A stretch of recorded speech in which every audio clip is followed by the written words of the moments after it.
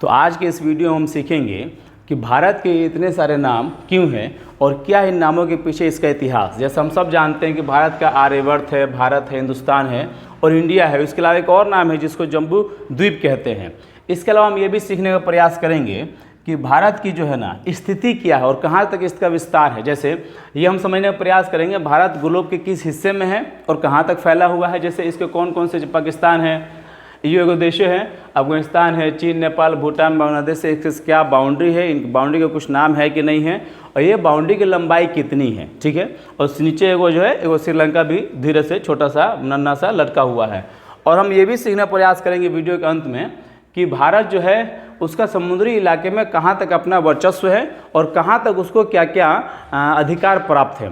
तो चलिए सबसे पहले हम समझने का प्रयास करते हैं कि भारत का जो नाम है वो आर्यवर्त क्यों हुआ। देखिए, भारत एक बहुत प्राचीन देश है और भारत की शुरुआत जो होती है वो सिंधु घाटी सभ्यता से पहले मानी जाती है, लेकिन इतिहास के अनुपात सिंधु घाटी सभ्यता का ही है। तो भारत का सबसे प्राचीन जो नाम था ना वो आर्यवर्त है, क्योंकि माना जाता है कि जो आर्य सिंधु घाटी सभ्यता में आए, उन्होंने जो हमला किया उसके बाद से देश का नाम आर्यवर्त पड़ा। उसके बाद से भारत में एक राजा गुजरे भरत, जिनके नाम पे भारत का नाम जो है भारतवर्ष पड़ा।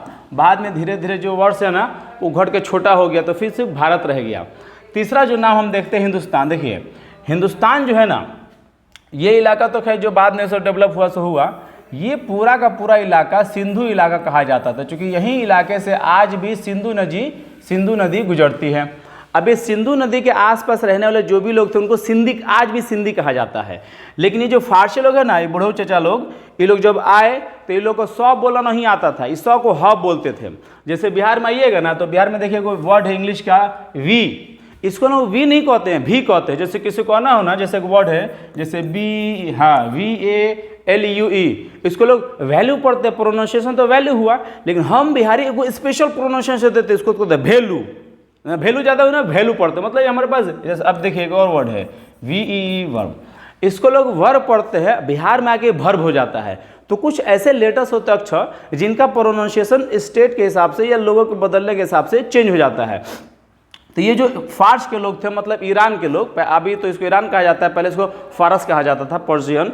तो फारसी जो लोग थे ना, वे लोग ये ह जो होता है ना, मतलब ये जो सिंध का सा होता है, इसको ये ह पढ़ते थे। तो ये सिंधी की जगह हिंदू पढ़ना शुरू किए और आसपास के रहने वाले लोगों को हिंदू बोलना शुरू किया गया। और इसी के नाम पे जाके ये आगे चल के हिंदुस्तान इस देश का नाम पड़ा। मतलब सिंधी लोगों ने फारसी लोगों ने सबसे पहले इस देश का नाम सिंधु से हिंदू किया। और बाद में देखिए ग्रीक लोग आए। ग्रीक लोग में आपने नाम सुना होगा जेम्स अलेक्जेंडर का। जेम्स अलेक्जेंडर और ग्रीक के लोगों ने, वो लोग ना ही इसको स पढ़ पाते थे ना इसको ह पढ़ पाते थे। पूरा दुनिया में राज करने का सपना देखता था, ना स पढ़ पाता था ठीक से, ना ह पढ़ पाता था। तो ये लोग क्या किए, ना स पढ़ पाए ना ह पढ़ पाए, इसको ये लोग ई पढ़े, मैंने आई पढ़े, इसलिए इसका नाम सिंधु की जगह भी ये लोग इंदू कर दिए। और इसी इंदू को चल के आगे चल के क्या बना, इंडिया बना। एक और नाम है भारत का जो कि आपने सुना होगा। अगर भारत के इतिहास में जाइएगा ना तो जैन की किताब, जैन धर्म किताबों के हिसाब से बौद्ध मानने वाले, माने बौद्ध धर्म के लोग और वैदिक सभ्यता के लोग भारत को जम्बू द्वीप कहा करते थे, क्योंकि पूरा का पूरा इलाका जो है पानी के आसपास बसा हुआ है। ठीक है, एक चीज़ और जान लीजिए, अभी भारत का संविधान पढ़िएगा ना तो पहले अनुच्छेद में आपको मिलेगा India, that is Bharat. Bharat जो है वो राज्यों का एक संघ है जो कि इंडिया ही है। ठीक है, तो ये इसके नामकरण का छोटा मोटा इतिहास हमने समझने का प्रयास किया। आइए हम समझते हैं कि भारत का जो है विस्तार क्या है और इसकी स्थिति क्या है। देखिए, सबसे पहले समझिए भारत ये, अच्छा हाँ, आप भी दो चीज़ समझ लीजिए, एक होता है लेटीट्यूड, है ना, और एक होता है लैंगिट्यूड। लेटीट्यूड को बोलते हैं, हाँ, लेटीट्यूड को बोलते हैं लॉन्गिट्यूड। लेटीट्यूड बोलते हैं अक्षांश और लॉन्गिट्यूड को बोलते हैं देशांतर। ठीक है, देखिए, तो सबसे पहले समझिए कि अगर ये पूरा का पूरा ग्लोब है तो ग्लोब के इस स्थिति में भारत की स्थिति है। ठीक है, ये इक्वेटर है, इक्वेटर से 8 डिग्री 4 मिनट अर्थात 8 डिग्री 4 मिनट अक्षांश पे भारत की स्थिति है। किस तरफ, नॉर्थ की तरफ, ऊपर की तरफ। और कहाँ तक फैला हुआ है, 37 डिग्री 6 मिनट तक। ये भारत की अक्षांशीय दिशा है। और अगर आप चलेंगे ना यहाँ से, मतलब कश्मीर से लेके कन्याकुमारी तक, तो टोटल दूरी जो है 3214 अर्थात 3214 किलोमीटर टोटल भारत की लंबाई है। ये तो लंबाई हो गई। अगर आप चौड़ाई की बात करेंगे तो यहाँ से लेकर यहाँ तक भारत की चौड़ाई जो है 2933 किलोमीटर है। अर्थात अगर आप चलेंगे गुजरात से लेके अरुणाचल प्रदेश तक, तो यहाँ तक भारत की कुल चौड़ाई जो होती है वो 2933 किलोमीटर है। तो अक्षांशीय स्थिति है कि 8 डिग्री 4 मिनट से लेकर 37 डिग्री 6 मिनट तक, लेकिन जो देशांतर स्थिति है, लॉन्गिट्यूड की स्थिति है, वो 68 डिग्री 7 मिनट से लेकर 97 डिग्री 25 मिनट तक ये भारत का फैला हुआ है। तो इस तरह से हम देखते हैं ये भारत की लंबाई चौड़ाई इतनी है और इसका अक्षांशीय और देशांतर जो स्थिति ये है। एक चीज़ और समझिए, भारत का जो टोटल क्षेत्रफल है, मतलब जो पूरा एरिया है, जो टोटल का एरिया है वो टोटल है 32,87,263 किलोमीटर स्क्वायर। मतलब हम सब जानते हैं भाई एरिया जो होता है वो स्क्वायर में होता है। तो भारत की जो भी क्षेत्रफल है वो कोई कम नहीं है। मतलब अगर उस हिसाब से देखा जाए तो भारत दुनिया में क्षेत्रफल के हिसाब से 7वें नंबर पर आता है। सबसे पहले क्या है? रसिया है, कनाडा, अमेरिका है, चाइना, ब्राज़ील, ऑस्ट्रेलिया है और उसके बाद से इंडिया। अर्थात 1 2 3 4 5 6 7 सातवें स्थिति पे भारत की ज़मीन है। अच्छा, अगर पूरे वर्ल्ड का ज़मीन का परसेंटेज लिया जाए तो ज़मीन भारत के पास सिर्फ 2.43% है। दुनिया की पूरी ज़मीन अगर लिया जाए, पूरा दुनिया में ज़मीन जितना भी नाप लिया जाए, जिस पर रहने लायक है, जो लोग इस्तेमाल करते हैं, जिस पर अधिकार है लोगों का, उसमें सिर्फ 2.43% ज़मीन है। लेकिन ज़मीन पर रहने वाले लोगों को देखा जाए तो हमारे पास वर्ल्ड के 17.5% जनसंख्या। ये आज का नहीं है, ये 10-12 साल पहले का है। अभी हम लोग वर्ल्ड में चीन से आगे निकल गए जनसंख्या। देखिए, 2 काम भारतीय बहुत अच्छा करते हैं। एक तो हम लोग करते हैं राजनीति, उसमें कुछ करने की जरूरत नहीं है। हर आदमी राजनीति मतलब हाँ, कुछ जाने चले जाने कुछ ना कुछ आपको सलाह जरूर दे देगा, ठीक है। और दूसरी बात यह है कि हम लोग जनसंख्या जो हम लोग अब चाइना से पीछे नहीं है। टेक्नोलॉजी में तो जो है सोहेले है, लेकिन हम लोग जनसंख्या में दुनिया में सबसे नंबर 1 चले गए हैं। अभी सर्वे होगा तो ये और समझ में आ जाएगा। तो खैर, अगर पहले ही डेटा के हिसाब से देखा जाए तो 17.5% हमारा अभी भी वर्ल्ड पॉपुलेशन में हिस्सा है। ये तो हमारी जनसंख्या की बात हुई, ठीक है। इसके अलावा हमारे पास देखिए, ये जो समुद्री इलाका है ना, इस समुद्री इलाके में कहते हैं तटीय रेखा है ना, या तटीय क्षेत्रफल या तटीय भाग। तो तटीय अगर रेखा देखा जाए, सीमा देखा जाए, तो हमारे पास 7,516.6 किलोमीटर की लंबाई है। तो तटीय जब आप सीमा देखते हैं तो ये 7,516 किलोमीटर, ये सिर्फ इसका नहीं है, ये हमारा जो आइलैंड्स वगैरह है, जो भी आइलैंड्स है, जैसे लक्षद्वीप हुआ या अंडमान निकोबार हुआ, तो इस सारी की सारी लंबाई को लेकर देखा जाए तो हमारी लंबाई कितनी है? 7,516.6 किलोमीटर। लेकिन अगर स्थलीय रेखा देखा जाए, अर्थात कई सारे देशों से क्या क्या बॉर्डर बना रहा है, मतलब जैसे अब यहाँ से अगर चलना शुरू करेंगे आप तो पाकिस्तान है, अफगानिस्तान है ना, इधर आइएगा तो चीन है, नेपाल है, नेपाल के बाद ये भूटान है, फिर यहाँ जाइएगा तो ये बांग्लादेश वगैरह है, ये म्यांमार वगैरह है। तो टोटल स्थलीय जो रेखा है वो हमारे पास 15,200 किलोमीटर है। अगर इन दोनों को जोड़ दिया जाएगा ना तो लगभग हो जाएगा 22,716.5 किलोमीटर। यह हमारी टोटल बाउंड्री है, मतलब ज़मीन पे भी और पानियों में भी। तो ये तो हमारी लंबाई और चौड़ाई होगी, जो भी होगी, ठीक है।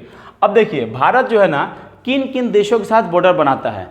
सबसे पहला अपना बबुआ के साथ बनाता है। बबुआ का पाकिस्तान, यो एगो मतलब देश अहिले है, अब पड़ोसी है, क्या कर सकते हैं। देखिए, तो सबसे पहले ये बनाता है पाकिस्तान के साथ बॉर्डर। कितनी लंबी बॉर्डर है भाई? कितनी लंबी बॉर्डर है? 3,323 किलोमीटर। पाकिस्तान के साथ भारत की जो बाउंड्री बनती है वो 3,323 किलोमीटर, और इसी बाउंड्री का नाम दिया गया रेड क्लिफ। अब ये रेड क्लिफ नाम का है, मत पूछिए, इतिहास का चैप्टर है, बड़ा तकलीफ दे है, लेकिन अब आ गया तब आपको बता देते हैं। मान लीजिए अब मन में आ रहा है तो काहे मन को मारिएगा।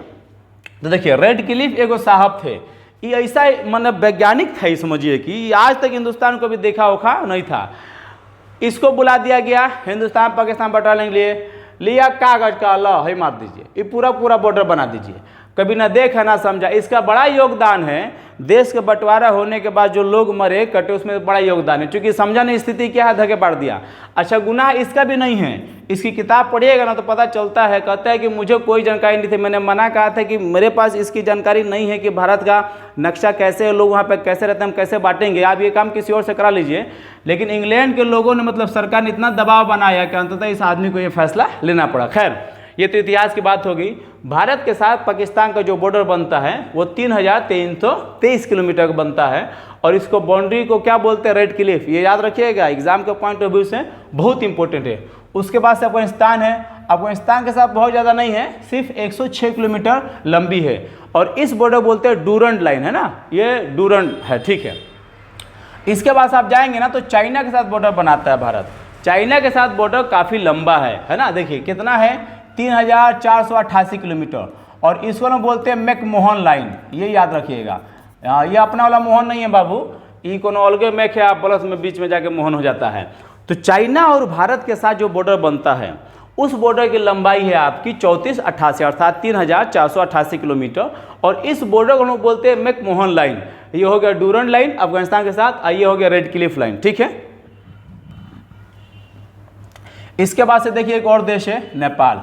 नेपाल के साथ भारत का जो बॉर्डर बनता है वो बनता है 1751 किलोमीटर लंबा अर्थात 1751 किलोमीटर लंबा और जो भूटान के साथ जो बॉर्डर बनता है वो बनता है 699 किलोमीटर, लगभग 700 किलोमीटर लंबा। एक चीज़ और जान लीजिए, नेपाल और भूटान को हम लोग बोलते हैं बफर स्टेट। बफर स्टेट ऐसे देशों को बोलते हैं जैसे दूगो सांड दूगो हाथी के बीच में जब वो खरगोश बीच में पिसा जाता है नू, तो उसको बोलते हैं हम लोग बफर स्टेट। अर्थात वो जानता है ना खरगोश कि अगर वो हाथी नहीं आएगा तब वो हमें कुचाएंगे, ये हाथी नहीं आएगा तब वो हमें कुचाएंगे, तो खरगोश प्रयास करता है बाबू तू चुप रहो और तू चुप रहो, दोनों को सुलाता है ताकि कोई झगड़ा उगड़ा ना हो। तो नेपाल और भूटान चाहते हैं कि चाइना एगो हाथी, हम लोग तो खैर जो हिले हैं। तो इंडिया चाइना के बीच में दो राज्य देश फंस गए हैं जिनका नाम है नेपाल भूटान। इन्हें बफर स्टेट इसलिए कहते हैं क्योंकि चाहते हैं दोनों के बीच में झगड़ा उगड़ा ना हो। दोनों बीच में जब भी झगड़ा होगा तो बेचारे यही नप जाएंगे। खैर ऐसे देश जो कि दो देशों के बीच में हो, जिनमें हमेशा तनाव वना का माहौल बना रहता हो, उसको बफर स्टेट कहते हैं। अगला हमारा बांग्लादेश है। बांग्लादेश के साथ हम सबसे लंबा बॉर्डर बनाते हैं क्योंकि हम ही लोग गोदिया में खेल रहा है। जो गोदी में बैठेगा ना आदमी तो ढेर जगह ही छेक लेता है।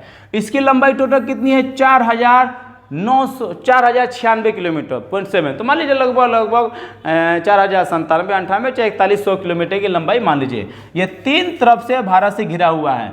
गोदी में बढ़ता है ना आदमी तो तीनों तरफ से घिरा रहता है। और इसके बाद से एक और बॉर्डर है, ये है आपका क्या बोलते हैं, म्यांमार। म्यांमार के साथ भारत जो है ना 1643 किलोमीटर की लंबाई का एक बॉर्डर बनाता है, ठीक है। तो ये हमारे पड़ोसी देश हो गए जो कि 7 हैं। इन 7 देशों के साथ हम जो है बॉर्डर बनाते हैं। हमारे बॉर्डर की लंबाई वगैरह भी हमने समझने का प्रयास किया। देखिए भारत के जो है ना 4 पॉइंट हम समझने का प्रयास करेंगे, बल्कि 4 नहीं, इसमें हम लोग को 5 पॉइंट मिल जाएगा। 5 पॉइंट क्या, एक तो यहाँ है, एक यहाँ है, एक ये है और एक ये है। तो सबसे पहले समझ लीजिए ये वाला पॉइंट। देखिए गुजरात का गौर मोता है ना, गौहर मोती भी इसको बोलते हैं। ये भारत का सबसे पश्चिमी भाग है और ये कहाँ पर है, हाँ ये मतलब सबसे पश्चिमोत्तर भाग है। पूछा जाए ना कि भारत का सबसे पश्चिम सबसे अंत में कौन सा पॉइंट है तो कहिएगा गौर मोता या गौहर मोती बोलते हैं ना, जो कि गुजरात में है। और उधर जाइएगा पूरब में तो पूरब में मिलेगा आपका, पूरब में आपको जो मिलेगा ना वो मिलेगा किबिंथु जो है ये अरुणाचल प्रदेश में सबसे पूर्वोत्तर पॉइंट है। और सबसे ऊपर जाइएगा लद्दाख जिसे कश्मीर बोलते हैं, तो यहाँ पे आपको मिलेगा इंदिरा कौल। ये सबसे हमारा नॉर्थ ईस्ट पॉइंट है, मतलब सबसे उत्तर दिशा में सबसे दूर तक ऊपर तक जो बिंदु है उसे लोग बोलते हैं नॉर्थ पॉइंट, ठीक है। मतलब हाँ इंदिरा कौल बोलते हैं। और सबसे जो नीचे है, सबसे नीचे जो बिंदु है वो हमारी कन्याकुमारी है। तो हम लोग सुने ही हैं कश्मीर से लेकर कन्याकुमारी तक, तो ये हमारा सबसे निचला पॉइंट है। लेकिन ये सब स्थल में है। अगर देखिए ये अंडमान निकोबार पूरा का पूरा हमारा है, किसमें किसी का दाल और गलने वाला नहीं है, क्योंकि इतना उखड़ कर रह जाएगा। तो अगर इसमें देखा जाए तो सबसे नीचे हमारा पॉइंट जो है अगर जल में चल के देखा जाएगा तो ये 6 डिग्री 45 मिनट अक्षांशीय पर है। और ये कहाँ पे है, ये इंदिरा पॉइंट है। तो सबसे नीचे इंदिरा पॉइंट, सबसे ऊपर इंदिरा कौल। अच्छा ये अंडमान निकोबार का हिस्सा है।